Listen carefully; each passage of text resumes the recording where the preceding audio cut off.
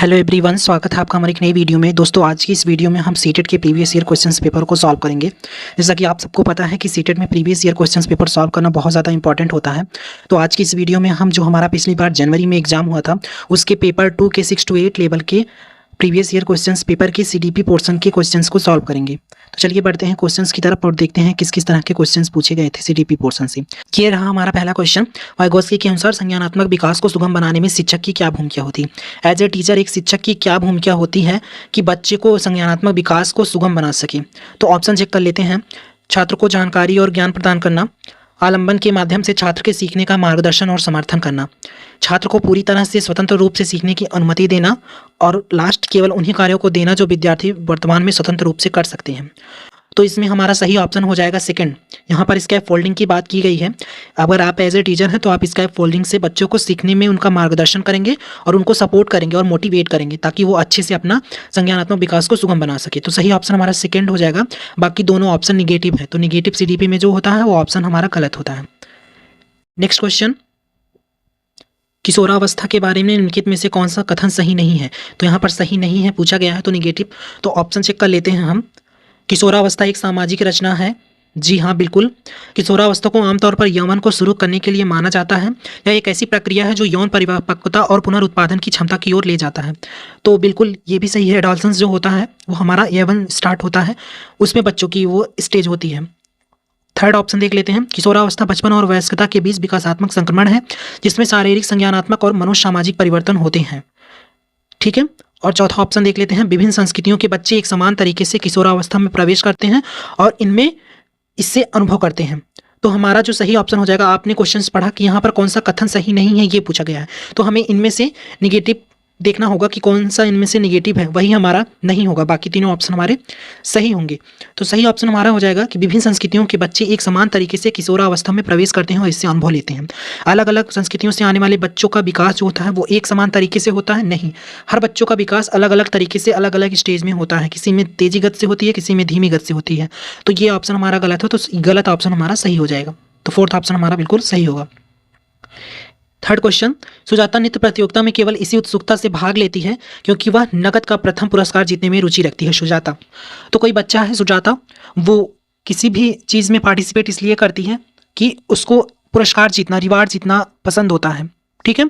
तो वो किस तरह से प्रेरित है, किस तरह से मोटिवेट है। तो ऑप्शन चेक कर लेते हैं। आंतरिक रूप से प्रेरित है, बाहरी रूप से प्रेरित है, महारत उन्मुख शिक्षार्थी है, असफलता परिहार शिक्षार्थी है। तो वो जब केवल रिवार्ड के लिए, जो नगद पुरस्कार प्रथम पुरस्कार है उसको लेने के लिए वो उस चीज़ से मोटिवेट है, तो वो बाहरी रूप से, ठीक, एक्सटर्नल रूप से वो प्रेरित है। इंटरनल वो होता है जो आंतरिक रूप से प्रेरित होते हैं बच्चे।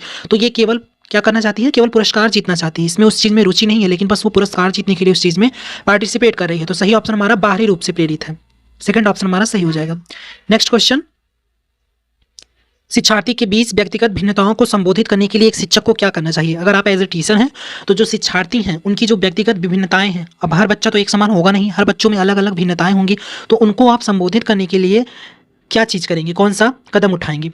तो ऑप्शन चेक कर लेते हैं। मतभेदों को असामान्य और एक प्रकार की कमी के रूप में स्वीकार करना, नहीं, बिल्कुल गलत। हमें उनकी विभिन्नताओं को एक कमी के रूप में नहीं, ठीक है।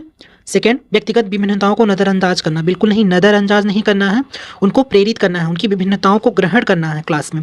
भिन्नताओं को मानव विविधता की प्रत्यक्ष विशेषता के रूप में माना चाहिए। तो ये ऑप्शन हमारा सही होगा। फोर्थ देखते हैं। सभी शिक्षार्थियों के लिए एक अनम्य और समान पाठ्यक्रम लागू करना, बिल्कुल गलत। मानव पाठ्यक्रम की जहाँ बात आए वो बिल्कुल सही होता है। तो सही ऑप्शन हमारा हो जाएगा भिन्नताओं को मानव विविधता की प्रत्यक्ष विशेषता के रूप में मानना चाहिए। ठीक है। जो अलग अलग तरीके से बच्चे आ रहे हैं उनकी विभिन्नताओं को हम प्रत्यक्ष विशेषता के, उनकी विशेषता के रूप में, ना कि उनकी कमियों के रूप में मानेंगे। ठीक है। तो सही ऑप्शन हमारा थर्ड हो जाएगा। नेक्स्ट क्वेश्चन और पांचवा हमारा क्वेश्चन, जीन पियाजे का मानना था कि ज्ञान क्या है। ठीक है। जीन पियाजे के बारे में क्वेश्चन है। ऑप्शन चेक कर लेते हैं। पर्यावरण से निष्क्रिय रूप से पारित होने के बजाय बच्चे द्वारा निर्मित किया जाता है। ठीक। अंतःक्रियाओं के माध्यम से प्राप्त करने के बजाय जन्मजात और दिया हुआ होता है। ठीक। अधिक जानकार अन्य लोगों के साथ बातचीत से सह निर्मित होता है। ठीक। यह दृश्य व्यवहार परिवर्तन है जिसे विश्वसनीयता के साथ नापा जाता है। तो बात यहाँ पर जीन पियाजे के बारे में हो रही है। तो जीन पियाजे ने क्या कहा था कि पर्यावरण से निष्क्रिय रूप से पारित होने के बजाय बच्चे द्वारा निर्मित किया जाता है। बच्चे निर्माण करता होते हैं, ज्ञान का सृजन खुद करते हैं। तो जीन पियाजे ने यही बोला था ना। बाकी ये तो वाइगोत्स्की जी ने बोला था और ये भी वाइगोत्स्की जी ने बोला था कि जन्मजात दिया हुआ होता है, लेकिन जो जीन प्याजे ने कहा था, उन्होंने कहा था कि बच्चे ज्ञान का स्वयं निर्माण करते हैं। वो जब जन्म लेते हैं तो वो खाली बर्तन होते हैं, उनमें वो ऑटोमेटिकली अपनी तरीके से वो क्रियाओं को करके अपने ज्ञान का निर्माण करते हैं। ठीक है, नेक्स्ट क्वेश्चन, एक प्रगतिशील कक्षा में आकलन किस तरह से होता है? गतिशील होता है, वस्तुनिष्ठ होता है, योगात्मक होता है, मानक संदर्भित होता है। तो ये तो बहुत ही आसान सा क्वेश्चन है कि एक प्रगतिशील कक्षा में आकलन गतिशील होता है। ठीक है, डायनेमिक होता है।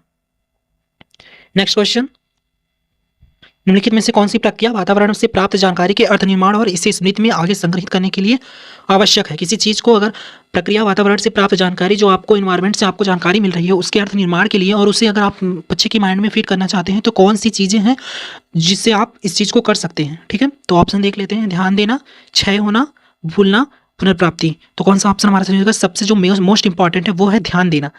जब बच्चे ध्यान देंगे किसी चीज़ को, तभी उन चीज़ों को अच्छे से उनका अर्थ निर्माण कर सकेंगे और अपनी स्मृति में उसको बैठा सकेंगे।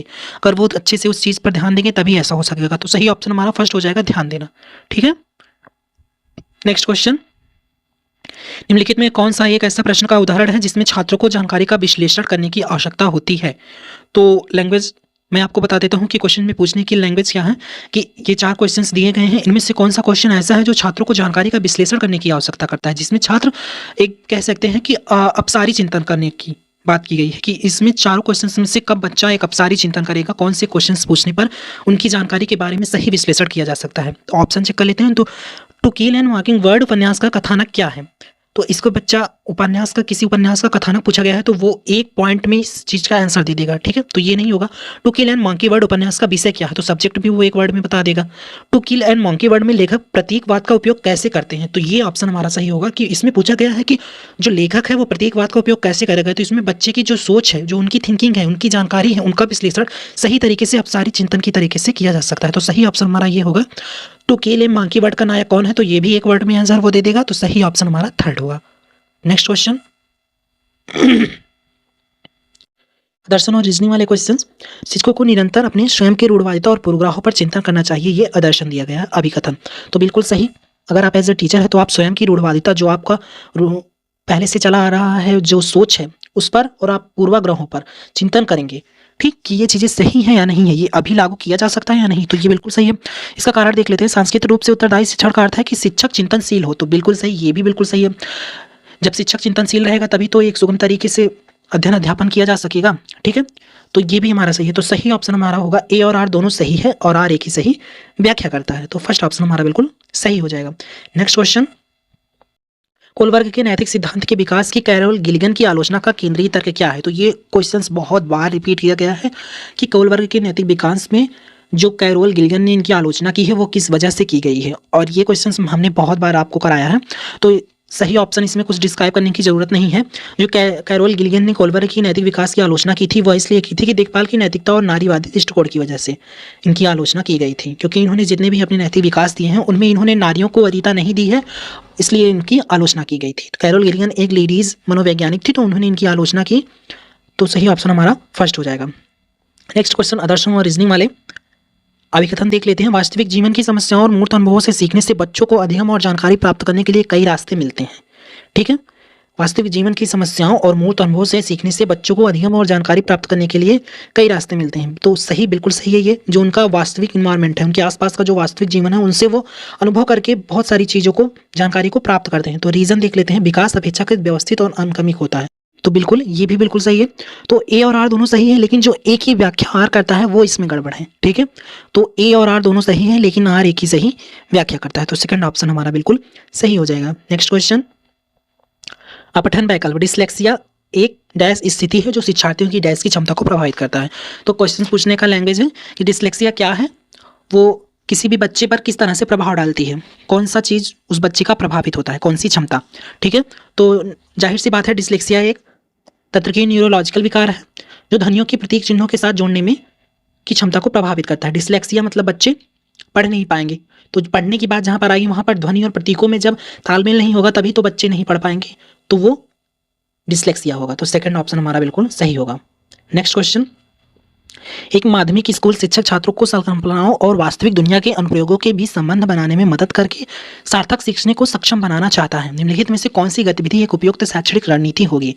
एक जो शिक्षक है वो छात्रों की संकल्पनाओं और जो वास्तविक दुनिया है उनके बीच में वो संबंध स्थापित करके उन बच्चों को सीखने में सार्थकता और सक्षमता लाने की कोशिश करता है। तो वो कौन सी एक्टिविटी कराकर बच्चों में इस चीज़ को ला सकता है? ऑप्शन चेक कर लेते हैं। छात्रों को नियम और परिभाषा याद करने की, रट्टा मारने की बात बिल्कुल निगेटिव।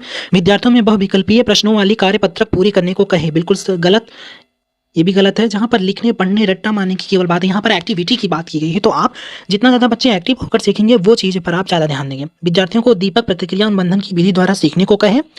और लास्ट ऑप्शन देख लेते हैं, छात्रों को छोटे समूह में वर्तमान मुद्दे पर शोध करने और निष्क्रिय निष्कर्ष कक्षा में प्रस्तुत करने के लिए कहें। ठीक है, तो ये बिल्कुल यहाँ पर बच्चे सबसे ज़्यादा एक्टिव है। जब बच्चे एक ग्रुप बनाकर किसी चीज़ को डिस्कस करेंगे और उस पर शोध करेंगे और वो क्लास में आकर उस चीज़ का निष्कर्ष निकालेंगे और उसे प्रेजेंट करेंगे, तो उसमें वो सबसे ज़्यादा उनकी कह सकते हैं बॉडी की सारी ऑर्गन्स एक्टिव रहेंगी, तो वो चीज़ें सही होंगी। तो सही ऑप्शन हमारा 4th हो जाएगा। नेक्स्ट क्वेश्चन, कोलवर्ग के नैतिक विकास की किस अवस्था में बच्चों को तर्क, कानून और नैतिकता के इर्द गिर्द घूमता है? तो जाहिर सी बात है, कोलवर्ग के नैतिक विकास में बच्चे कब लॉ एंड ऑर्डर के बारे में जान लेते हैं। तो ऑप्शन चेक कर लेते हैं, पूर्व पारंपरिक नैतिकता, पारंपरिक नैतिकता, विषम नैतिकता और स्वायत्त नैतिकता। तो सही ऑप्शन हमारा हो जाएगा second, conventional stage. Conventional molarity जो होती है, कन्वेंशनल स्टेज में बच्चे लॉ एंड ऑर्डर के बारे में सीख जाते हैं और उनकी जो सोच है वो लॉ एंड ऑर्डर के इर्द गिर्द ही घूमती है। ठीक है, तो सही ऑप्शन हमारा सेकंड हो जाएगा। नेक्स्ट और लास्ट क्वेश्चन, इसके बाद आप लोग अपना स्कोर बताइएगा कि आप लोगों के 15 में से कितने क्वेश्चन सही हुए, ताकि हम आंकड़ा लगा सके कि आपकी तैयारी कहाँ तक हो चुकी है। ठीक है, क्वेश्चन, निम्नलिखित में से कौन एक समावेशी कक्षा का उदाहरण नहीं है? तो यहाँ पर इंक्लूसिव क्लासरूम, जिसमें सभी हर बैकग्राउंड से बच्चे आने वाले को इंक्लूड किया गया है, उस क्लासरूम की जो एक विशेषता होती है वो क्या होती है? विविध दृष्टिकोणों का समावेश, बिल्कुल सही। जहाँ पर इंक्लूसिव क्लासरूम की बात ही की गई है तो वहाँ पर विविध दृष्टिकोणों का इंक्लूजन तो किया ही जाएगा, तो ये बिल्कुल सही। उचित समावेशन का पालन, विभेदित निषेध देना, प्रतिस्पर्धी लोकाचार को प्रोत्साहित करना। तो यहाँ पर ये तीनों ऑप्शन बिल्कुल सही है, क्योंकि यहाँ पर इंक्लूसिव क्लासरूम की बात की गई है, तो इन चीज़ों को इंक्लूड करेंगे तभी तो सभी बच्चे इंक्लूड होंगे। लेकिन यहाँ पर प्रतिस्पर्धी लोकाचार को प्रोत्साहित करने की बात की, प्रोत्साहित नहीं, हतोत्साहित करना चाहिए। आप बच्चों में कॉम्पिटिशन नहीं बढ़ाएंगे कि वो ज़्यादा एक्टिव है तो तुम भी एक्टिव हो, उसको देखो, तो ऐसा चीज़ नहीं करना, बच्चों को कंपटीशन नहीं करवाना है। ठीक है, तो सही ऑप्शन हमारा 4th हो जाएगा। तो ये थे हमारे CDP पोर्शन के 15 क्वेश्चंस। ये पिछली बार हमारा पेपर 2 का है जो जनवरी में हुआ था। और आप लोग अपना स्कोर बताइएगा कि आप लोग के 15 में से कितने क्वेश्चन सही हुए। अगर आपके 14 से 13 या 14 क्वेश्चन सही हो रहे हैं, 1-2 क्वेश्चन आपके गलत आ रहे हैं, तो इसका मतलब CDP का पोर्शन आपका अच्छे से तैयार है। अगर उससे कम आ रहे हैं तो अभी आपको और तैयारी करने की ज़रूरत है। ठीक है, और प्रीवियस ईयर क्वेश्चन पेपर आप लोग लगाते रहिए। मैं भी लगभग प्रीवियस ईयर क्वेश्चन पेपर की क्लास आप लोगों के सामने लेकर आता हूँ, क्योंकि previous year question paper CTET में बहुत ज़्यादा इंपॉर्टेंट होते हैं। ठीक है, तो अगर वीडियो अच्छी लगी हो तो वीडियो को लाइक करके चैनल को सब्सक्राइब कर दीजिएगा, क्योंकि सीटेट से रिलेटेड सारी इंफॉर्मेटिव वीडियो और क्लासेस हमारे चैनल पर आती रहती हैं। धन्यवाद।